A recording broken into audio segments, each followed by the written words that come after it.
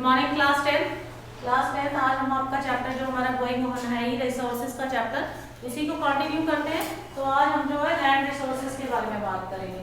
तो स्टूडेंट, सबसे पहले लैंड रिसोर्स क्या होता है? लैंड रिसोर्स जिस जमीन पे काम होता है, काम करते हैं हम, तो उसको हम क्या कहते हैं? लैंड रिसोर्स कहते हैं। अब जमीन जो है कई तरीके की होती है बच्चों यहाँ पे, और कई तरीके का इसका यूज होता है। तो यहाँ पे जैसे मैंने एक डायग्राम बनाया हुआ है, तो इस डायग्राम में देखिए इतना जो 43% एरिया जो है वो प्लेन्स का है, यानी समतल एरिया है, और 30% जो है माउंटेन से घिरा हुआ है, और 27% यहाँ पे प्लेटोज है।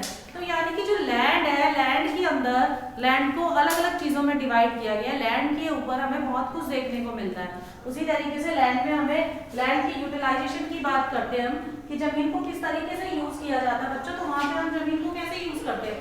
हम कई बार जमीन में देखते हैं फॉरेस्ट देखते हैं कि जमीन के ऊपर ही तो फॉरेस्ट होते हैं ना, जंगल होते हैं खूब सारे।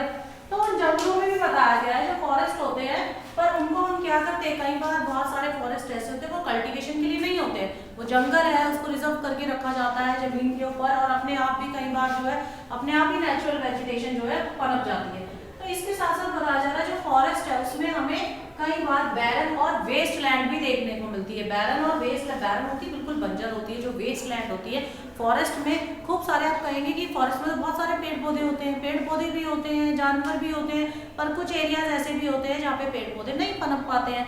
ठीक है, तो हमें ये भी देखने को मिलता है। और सेकेंडली ये बता रहे हैं कि वो नॉन एग्रीकल्चरल लैंड होती है। फॉरेस्ट में जो हमें बता रहे हैं कि यहाँ पे कुछ लैंड ऐसी भी होती है, लैंड यूटिलाइजेशन में कुछ लैंड ऐसी भी होती है जो नॉन एग्रीकल्चरल लैंड होती है, जिसमें खेती बाड़ी हो ही नहीं सकती है, जिसमें हम एग्रीकल्चर का यूज नहीं कर सकते हैं, उसे हम एग्रीकल्चरल पर्पज से यूज नहीं कर सकते। फिर यहाँ पे बता रहे हैं फैलो लैंड। फैलो लैंड क्या होता है स्टूडेंट्स? फैलो लैंड वो होती है जो अनकल्टिवेटेड लैंड होती है, जो कल्टीवेट के लिए बनी ही नहीं है, तो खराब जमीन होती है। नेट सोन एरिया, इसके बाद ये नेट सोन एरिया कह रहे हैं जिस जमीन में हम एग्रीकल्चर कर सकते हैं, और उसमें हम क्या करते हैं स्टूडेंट्स, उस एरिया पे जहाँ पे हम खेती बाड़ी कर रहे हैं वो पूरे साल में एक बार होता है, तो उसको हम नेट सोन एरिया कहते हैं।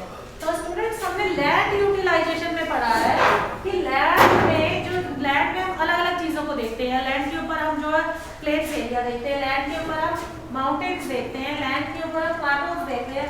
लैंड में लैंड यूटिलाइजेशन की बात करें तो वहाँ पे हम फॉरेस्ट देखते हैं, और हम देखते हैं लैंड के ऊपर बहुत सारी बिल्डिंग्स भी बनी है, बहुत सारी चीजें हैं। पर इसका मतलब ये नहीं है स्टूडेंट्स कि लैंड के अंदर वेस्ट लैंड नहीं होती है। लैंड के अंदर वेस्ट लैंड भी होती है बच्चों।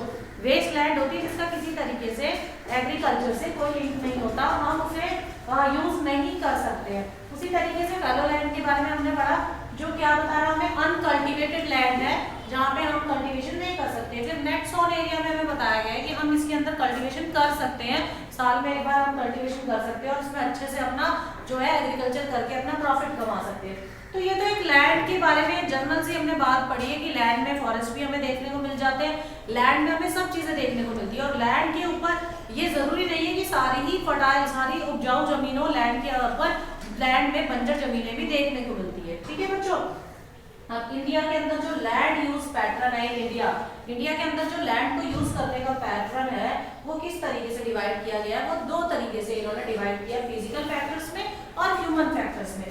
फिजिकल फैक्टर्स में अगर हम देखते हैं तो हम उस जमीन की टोपोग्राफी देखते हैं कैसी है, वहां का क्लाइमेट कैसा है, क्योंकि हम देखते हैं ना किसी जगह पे तो गेहूं की फसल हो रही है और किसी जगह पे हम देखते हैं कि चावल की फसल हो रही है, तो वहाँ की क्लाइमेट पे डिपेंड करता है बच्चों। तो वहाँ पे क्या है, वहाँ पे उसकी टोपोग्राफी कैसी है, उसका क्लाइमेट कैसा है, सॉइल का टाइप कैसा है। अभी हम सॉइल टाइप भी पढ़ेंगे, तो सॉइल का टाइप कैसा है, या ब्लैक सॉइल है या एलुवियल सॉइल है या रेड और येलो सॉइल है, किस टाइप की मिट्टी है वो। ठीक है बच्चों, तो फिजिकल फैक्टर इसमें देखा जाता है। सेकेंडली यहाँ पे ह्यूमन फैक्टर्स देखा जाता है। ह्यूमन फैक्टर में ये देखा जाता है कि जिस एरिया का वो लैंड है वहाँ पे पॉपुलेशन डेंसिटी कितनी है, कितने लोग वहाँ पे रहने वाले हैं, कितने लोग उस जमीन को यूज करने वाले हैं, और वहाँ की टेक्नोलॉजिकल कैपेबिलिटी क्या है। अब वहाँ पे जो भी वो लैंड को यूटिलाइजेशन करेंगे उसके साथ साथ उसकी कैपेबिलिटी क्या है, टेक्नोलॉजिकल कैपेबिलिटी, कि तकनीक के द्वारा वो उसको कितने अच्छे से उसको प्रॉफिट कमा सकते हैं। और यहाँ पे कल्चरल एंड ट्रेडिशंस को भी ध्यान में रखा गया कि वहाँ की कल्चरल क्या है, ट्रेडिशन क्या है, जिसके जरिए वो अच्छे से बेनिफिट्स जो है देख सके। तो लैंड के अंदर उन्होंने हमें बताया गया है कि लैंड जो है इंडिया के अंदर लैंड को यूज करने का जो पैटर्न है वो दो तरीके से, फिजिकल फैक्टर और ह्यूमन फैक्टर। फिजिकल फैक्टर में टोपोग्राफी, क्लाइमेट और सोयल टाइप को इन्होंने बताया है। ह्यूमन फैक्टर में पॉपुलेशन डेंसिटी, टेक्नोलॉजिकल कैपेबिलिटी और कल्चर एंड ट्रेडिशंस को बताया गया। तो स्टूडेंट्स ये यहाँ पे हमें ये पॉइंट इन्होंने बताया गया। इसके बाद ये बात करते हैं वेस्टलैंड की। वेस्टलैंड क्या होता है? वेस्टलैंड होता है जिसको हम यूज ही नहीं कर सकते, जो वेस्ट है उसके ऊपर हम खेती बाड़ी तो कर नहीं सकते, ना ही किसी तरीके से वो हमारे इस्तेमाल में आने वाली है। कई बार वेस्टलैंड ऐसी भी होती है जिसमें हम बिल्डिंग्स भी खड़ी नहीं कर सकते, तो ये वेस्टलैंड है। अब जो यहाँ पे हमने लैंड के बारे में पढ़ा है, आज जो जमीन जो लैंड है जिसके हम बारे में बात कर रहे हैं, लैंड डिग्रेडेशन के बहुत सारे जो है लैंड डिग्रेड होती जा रही है, ठीक है, जमीन खराब होती जा रही है, इसके बहुत सारे कारण हैं। और अब हम जो पढ़ेंगे लैंड डिग्रेडेशन के बारे में पढ़ेंगे, प्लस लैंड को कंजर्वेशन मेजरमेंट के बारे में पढ़ेंगे। तो स्टूडेंट्स लैंड डिग्रेड कैसे होती है? लैंड डिग्रेड होती है जब हम जो है गलत चीजें जैसे दवाइयाँ वगैरह है जमीन के ऊपर फेंक देते हैं, हाँ ठीक है, गलत कूड़ा कचरा फेंक देते हैं, पॉलीथीन जमीन पे जला देते हैं, तो उससे क्या होता है वहाँ पर जो है वो लैंड जो है खराब हो जाती है, ठीक है। माइनिंग जरूरत से ज्यादा है, माइनिंग एक्टिविटीज जरूरत से ज्यादा होती है, उससे भी लैंड डिग्रेड हो जाती है। तो इसी तरीके से जो है जमीन को अगर हम, और जैसे एग्रीकल्चरल भी हम लगा लीजिए, बार बार जो मिट्टी है उसको रेस्ट नहीं दिया गया, जो लैंड है, लैंड यहाँ पे जो है लैंड जो जमीन है उसको अगर रेस्ट नहीं दिया जाता है तो उससे भी लैंड डिग्रेड हो जाती है। तो लैंड डिग्रेडेशन जो है जिसका मतलब है कि जब जमीन जो है अपनी फर्टिलिटी खो जाती है, वो वेस्ट हो जाती है, राइट, बैरन पड़ जाती है।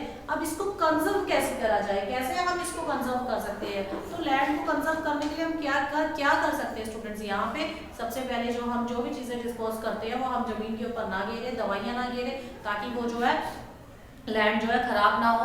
प्लस यहाँ पे हम जो है जब भी हम एग्रीकल्चर करते हैं तो हम जब भी करते हैं तो जमीन को रेस्ट भी दे बीच बीच में, ताकि उसकी फर्टिलिटी बनी रहे। और इसी के साथ साथ हम कंजर्वेशन में बात कर सकते हैं, जैसे कि हम देखेंगे कि जो जमीन है उसको हम क्या करेंगे, मल्टीपल क्रॉपिंग कर सकते हैं, ताकि जो जमीन है उसकी फर्टिलिटी बनी रहे, ठीक है स्टूडेंट्स। तो यहाँ पे हम इन तरीकों से कंजर्वेशन कर सकते हैं, जो जैसे हम कई बार करते हैं ना, बहुत सारा गंदा कूड़ा कचरा जो है जमीनों में फेंक देते हैं। अभी दवाइयों की बात हो रही थी, तो उससे भी जमीन खराब हो जाती है ना। पॉलीथीन हम जला देते हैं, हमें बैन है पॉलीथीन पकड़ने में, पर हम जमीन के ऊपर ही पॉलीथीन जलाते हैं, जिसके कारण जमीन पे बहुत बड़ा इफेक्ट पड़ता है। तो ये सब चीजें नहीं होनी चाहिए। और हम इसके साथ साथ जो हम बहुत ज्यादा बायोकेमिकल्स का यूज करते हैं, फर्टिलाइजर्स का यूज करते हैं, तो इनके जरिए भी कहीं ना कहीं जब हम एक लिमिट, जब उसकी एक लिमिट है यूज करने की, हम उसकी लिमिट से आगे निकल जाएंगे, ज्यादा उसकी डोसेस देंगे, तो उससे भी कहीं ना कहीं जमीन की फर्टिलिटी खराब हो जाती है। तो हमें ये सब चीजें नहीं करनी है, हमें उसको कंजर्व करने के लिए तो ये सब चीजों को ध्यान रखना है, ठीक है स्टूडेंट्स। अब हम बात करते हैं सोयल की, अभी हम बात करते हैं लैंड की। जो जमीन से हमने इसको देखा कि लैंड है, पूरे एरिया में हमें लैंड, अब सोयल, अब हमें लैंड तो हमारा पूरा, हमने ऑल इंडिया की बात करी कि जमीन है यहाँ पे। अब सोयल की हम बात करते हैं। सोयल क्या है? सोयल को एज अ रिसोर्स माना गया है, जो रिन्यूएबल नेचुरल रिसोर्स है, ठीक है, वो रिन्यूएबल नेचुरल रिसोर्स के रूप में इसे देखा गया। सोयल जो होती है हर एक जगह की अलग अलग होती है, ठीक है, किसी जगह की मतलब अभी हम सोयल के टाइप्स पढ़ेंगे, तो किसी जगह की सोयल मॉइस्चर होल्ड करती है, किसी जगह की मॉइस्चर होल्ड नहीं करती है, किसी जगह में जो है बिल्कुल शुष्क जो सोयल होगी। तो यहाँ पे बताया जा रहा है बच्चों, सोयल एज अ रिसोर्स में सोयल जो है एक रिन्यूएबल नेचुरल रिसोर्स है, और ये सपोर्ट करती है different type of living organisms को ऑन द अर्थ। तो इसके ऊपर जितने भी डिफरेंट टाइप्स के लिविंग ऑर्गेनिजम्स रहते हैं, उन सभी को वो सपोर्ट करती है अर्थ में। अब हम सोयल को समझेंगे कि सोयल है क्या। असल में हम इसकी क्लासिफिकेशन से हम सोयल को समझ पाएंगे। तो क्लासिफिकेशन ऑफ सोयल में हमें बताया गया है, सबसे पहले एलुवियल सोयल के बारे में बात करते हैं। एलुवियल सोयल जो है वो पूरी नॉर्थर्न प्लेन में, अंटार नॉर्दर्न प्लेन में ये पाई जाती है। एलुवियल सोयल जो है deposit by 3 important Himalayan river. Alluvial soil जो बनती है, जो डिपॉजिट करती है, वो कैसे बनती है, किसकी मदद से बनती है? रिवर जो है हिमालयन, 3 हिमालयन रिवर की मदद से जो है एलुवियल सोयल जो है अपने आप को एलुवियल बना पाती है, जिसमें जो है Indus, the Ganga, the Brahmaputra, ये तीनों नदियां इसकी हेल्प करती है। और ये कहाँ पाई जाती है? ये Rajasthan, Gujarat, eastern coastal planes में पाई जाती है। अब बच्चों यहाँ पे एलुवियल सोयल भी 2 टाइप्स की है। सबसे पहले ओल्ड एलुवियल सोयल, जिसको बंगाल के नाम से जाना जाता है, और फिर न्यू एलुवियल सोयल, जिसको कद्दार के नाम से जाना जाता है। तो ओल्ड एलुवियल सोयल क्या है? जिसके अंदर हायर कंसंट्रेशन ऑफ कंकर नूडल्स, जिसमें खूब सारे हमें कंकर नूडल्स मिलते हैं, देन न्यू एलुवियल सोयल से। तो हमें ओल्ड एलुवियल सोयल जो बंगाल है उसके अंदर खूब सारे हमें क्या मिलते हैं? कंकर नूडल्स खूब सारे मिलते हैं, पत्थर छोटे छोटे जो पत्थर है वो हमें मिलते हैं। न्यू एलुवियल सॉइल जो है जिसको हम खद्दार का नाम देते हैं, ये मोर फाइन पार्टिकल्स, इसके अंदर मोर फाइन पार्टिकल है और ज्यादा फर्टाइल है। किससे? एलुवियल, ओल्ड एलुवियल भंगार से, यानी पुरानी जो मिट्टी है, पुरानी जो भंगार जो मिट्टी है, एलुवियल जो है उसको भंगार का नाम दिया गया, उससे नई एलुवियल यानी जो खद्दार मिट्टी है वो ज्यादा जो है फर्टाइल है, उसके अंदर ज्यादा फर्टिलिटी है। तो अब हम बात करेंगे ब्लैक सॉइल की।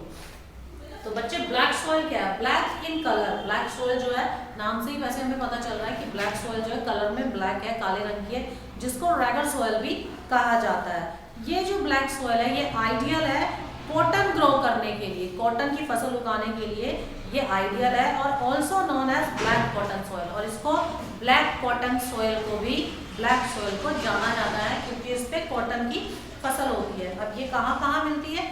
महाराष्ट्र में मिलती है, मध्य प्रदेश में मिलती है, छत्तीसगढ़ में मिलती है, मालवा में मिलती है। और इसकी जो कैपेबिलिटी है वो ये है कि ये मॉइस्चर को अच्छे से होल्ड करके रख सकती है, इसके अंदर खूब सारा मॉइस्चर हमें मिल जाता है। अब हम बात करते हैं रेड एंड येलो सॉइल की। रेड एंड येलो जो सॉइल है वो रेडिश कलर में होती है, लाल कलर में होती है, पर ये येलो कलर में हमें तब दिखती है जब ये हाइड्रेट कर लेती है, जब हाइड्रेटेड हो जाती है, हाइड्रेटेड फॉर्म में होती है तो ये हमें येलो कलर में दिखती है। फिर उसके बाद और ये कहाँ कहाँ मिलती है स्टूडेंट्स? ये फाउंड होती है उड़ीसा में, छत्तीसगढ़ में, southern part of middle Ganga के अंदर, ये हमें मिडल गंगा की तरफ ये हमें पाई जाती है। फिर इसके बाद लैटराइट सॉइल की बात करते हैं बच्चों। यहाँ पे लैटराइट सॉइल जो है ये डेवलप होता है ट्रॉपिकल और सब ट्रॉपिकल रीजन्स के अंदर। ट्रॉपिकल एंड सब ट्रॉपिकल क्लाइमेट जो वहाँ पे होते हैं वहाँ पर लैटराइट सॉइल हमें देखने को मिलती है। और इसका जो एसिडिक पीएच है वो क्या है? 6.0 इन नेचर में बताया गया, जो ग्रेटर है 6.0 से। फाउंड इन सदर्न स्टेट्स, ये हमें सदर्न स्टेट्स के अंदर मिलती है, वेस्टर्न घाट्स में मिलती है, महाराष्ट्र में मिलती है, उड़ीसा में मिलती है, वेस्ट बंगाल में मिलती है, नॉर्थ ईस्ट के रीजन्स में भी हमें लैटराइट सॉइल मिलती है। अब और ये जो लैटराइट सॉइल होती है ये टी के लिए और कॉफी के लिए बहुत ज़्यादा यूजफुल है। जहाँ लैटराइट सॉइल होगी वहाँ पे टी और कॉफी की फसल होगी बच्चों, ठीक है। अब इसके बाद हम बात करते हैं एरिड सॉइल की। एरिड सॉइल जो होता है वो red to brown in colour, वो लाल से ब्राउन कलर के बीच में पाया जाता है। इसका जो टेक्सचर होता है वो सैंडी होता है और सलाइन इन नेचर, और लैक मॉइस्चर, इसमें मॉइस्चर की कमी होती है, ठीक है। फिर हम बात करते हैं फॉरेस्ट सॉइल की। फॉरेस्ट सॉइल जो है, जो जंगल, जो फॉरेस्ट सॉइल मिलती है जहाँ पे जंगल अपने आप पनप जाते हैं, खूब सारा जंगल होता है, वो हमें हिली एरियाज में, पहाड़ी एरियाज में और मॉन्टेनियस एरियाज में मिलते हैं जो पहाड़ों से घिरा हुआ है। इसका जो टेक्सचर होता है वो लूमी होता है, सिल्टी होता है। इन वैली साइड ये क्या होता है? लूमी और सिल्टी टेक्सचर में होता है, और वैली साइड मतलब कि वैली के साइड में अच्छे से ये जो है लूमी सिल्टी का उसमें पाया जाता है टेक्सचर में। और snow covered areas of Himalaya, और हिमालय का जो वो होता है वो पूरी तरीके से हिमालय में स्नो कवर्ड भी होता है, वहाँ पे स्नो भी होती है, धुंध भी दिखती है, बर्फ भी गिरती है, तो ये सारा बताया गया है फॉरेस्ट एरिया में। फर्टाइल ऑन रिवर टेरेस, और ये जो है रिवर टेरेस के ऊपर ये पूरी तरीके से फर्टाइल होते हैं, जो सीढ़ीदार वो होते हैं। हिमालय की बात करते हैं, सीढ़ीदार वहाँ पे जगह होती है, तो उससे क्या होती है, ये पूरी तरीके से फर्टाइल होता है, यानी फॉरेस्ट सॉइल हमें हिली एरियाज में पाई जाती है। इसका जो टेक्सचर होता है लूमी और सिल्टी होता है, और ये फर्टाइल होती है ऑन रिवर टेरेस के ऊपर, ठीक है। अब हम बात करते हैं बेटा सॉइल इरोजन की और सॉइल कंजर्वेशन की। तो सॉइल इरोजन, सबसे पहले हम बात करते हैं सॉइल इरोजन। सॉइल इरोजन ये जो मिट्टी और लैंड, जैसे हमने लैंड का पढ़ा भी कि लैंड में जो है इस तरीके से डिग्रेडेट हो जाता है, उसी तरीके से मिट्टी में भी डिग्रेडेशन आ जाता है। मिट्टी में डिग्रेडेशन आ जाता है जैसे कि बार बार जो है सॉइल के ऊपर आप जो है बिल्कुल जो है फसल उगाए जा रहे हैं, उसको रेस्ट नहीं दे रहे हैं, कूड़ा कचरा जो है, और जैसे केमिकल इंडस्ट्रीज का कूड़ा कचरा उसमें इकट्ठा हो रहा है, जिससे जिस जगह जिस मिट्टी पे वो जो रखा जाएगा वहाँ की एरिया जो है अनफर्टाइल हो जाएगा, अनकल्टिवेटेड हो जाएगा, वेस्ट लैंड बढ़ जाएगा वो। उसी तरीके से अगर हम देखेंगे कि जैसे फॉर एग्जाम्पल यहाँ पे हम बताएंगे हमने जो बहुत सारा कूड़ा कचरा जो डाला है उसके साथ साथ जैसे खेती करते हैं, उसके बाद जैसे हम आग लगाते हैं, ठीक है, उसमें जैसे हम वो हमने पढ़ा था स्लैश एंड बर्निंग एग्रीकल्चर, तो वहाँ पे भी कहीं ना कहीं जो है इसके डीमेरिट सामने आते हैं। तो इन तरीकों से जो है सॉइल जो है क्या होता है, सॉइल में इरोजन पैदा होता है, सॉइल में प्रॉब्लम्स पैदा होती हैं। तो उसके लिए अब बहुत ज़्यादा बायोकेमिकल्स का यूज़ करना, केमिकल का यूज़ करना, कीटनाशक दवाइयाँ यूज़ करना, इससे भी सॉइल इरोजन हो जाता है। तो यहाँ पे हमें सॉइल को कंजर्वेशन करने के लिए इन्होंने कुछ पॉइंट्स बताए गए हैं, तो उसको हमें ध्यान में रखना है। तो सॉइल को कंजर्वेशन कैसे करना है, पहले तो ये प्लगिंग बता रहे हैं। Plugging along the contour lines decelerate the flow of water down the slopes, कह रहे हैं हमें क्या करना है, प्लगिंग करनी है किसके साथ साथ, काउंटर लाइन के साथ, और उसको पानी उसमें फ्लो कर देना है स्लोप्स के जरिए। This is called counter plugging. ये क्या है, काउंटर प्लगिंग है, ताकि वहां पर जो है प्रॉब्लम ना हो, और इससे जो है काउंटर प्लगिंग में जो वहाँ पे सोयल की जो कंजर्वेशन, जो उसकी पावर है, जो उसकी फर्टिलिटी है, वो बनी रहे। फिर ये टेरेस कल्टीवेशन की बात कर रहे हैं। टेरेस कल्टीवेशन है जो होता है वेस्टर्न एंड सेंट्रल हिमालयस में, वेस्टर्न और सेंट्रल हिमालयस। अब जहाँ हिमालयस की बात आ रही है, जहाँ टेरेस कल्टीवेशन की बात आ रही है, वहाँ सीढ़ीदार खेती होती है, जहाँ पर जो कल्टीवेशन है इजीली टेरेस कल्टीवेशन में हो जाता है, और उसको हमें कंजर्व करने के लिए हमेशा टेरेस कल्टीवेशन ही करना चाहिए। फिर ये बात कर रहे हैं स्ट्रिप क्रॉपिंग की। स्ट्रिप क्रॉपिंग में ग्रास का बहुत इंपॉर्टेंट रोल होता है। Strip of grass are left to grow between the crops, कह रहे हैं जो स्ट्रिप ऑफ ग्रास होती हैं, ग्रास जो है उन्हें उगाई जाती हैं, are left to grow between the crops, crops के बीच में। Then this break up the force of wind. ये जो ग्रास होती है, जब हवा तेजी से चलती है तो ये ग्रास जो होती है उन फसलों को टूटने से बचाती है, और ये उस फोर्स को संभाल लेती है, जिसको स्ट्रिप क्रॉपिंग कहते हैं।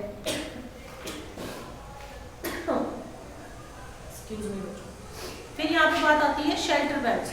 शेल्टर बेल्ट्स होती है, ये वेस्टर्न इंडिया में देखने को मिलती है। Rows of such trees are called shelter belts. कहते हैं जब हम बीच में एग्रीकल्चर कर रहे हैं, उसके साइडों में जब हम कुछ ट्रीज उगा लेते हैं तो वो शेल्टर बेल्ट्स का रूप ले लेती हैं। वो शेल्टर बेल्ट्स जो होती है, उससे क्या होता है, जब हवा आती है या कोई तूफान आता है तो उससे जो बीच में जो हमने एग्रीकल्चर किया उसको नुकसान नहीं होता, उस मिट्टी को नुकसान नहीं पहुंच पाता है। तो वो जो मिट्टी है वहाँ की, वो उड़ के नहीं जाती है, ठीक है।